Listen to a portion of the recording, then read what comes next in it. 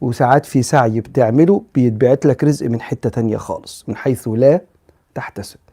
فبيقول لك لو سمحت، عايز تفهم حكم ربنا والأسرار اللي من وراء فعل ربنا، وتشعر بسكينة إنك أنت مطمن إن المستقبل بإيد ربنا، عايز تفهم عيوبك وتفهم الحاجات اللي أنت مش شايفها ومش قادر تحددها إلا لما ربنا يفتح عليك.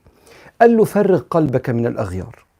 يعني أنت النهاردة لما تبقى مركز قوي قوي مع فلان قوي قوي ده اللي ممكن يقطع عيشك قوي ده، قلبك مش هيشوف تدبير ربنا وأسرار تدبير ربنا، وإن فلان ده ربنا حطه في طريقك يقفل لك الباب ده، عشان لما الباب ده يتقفل الله اللي بيه بالإنسان ده، الله بالإنسان ده قفل لك الباب، هيفتح لك 100 باب تاني بعباد تانيين كلهم في قبضة الملك. شايف الأسرار دي مش هتتفتح عليك إلا لما تشيل البني آدم ده من قلبك.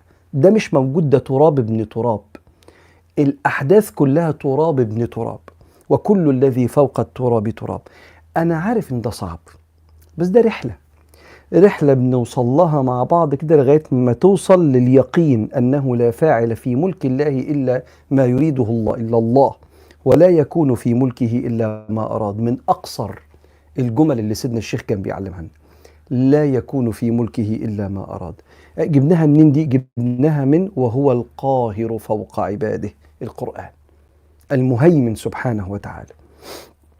وبالتالي فرغ قلبك من الأغيار. القوى العظمى اللي بتحرك العالم تراب ابن تراب.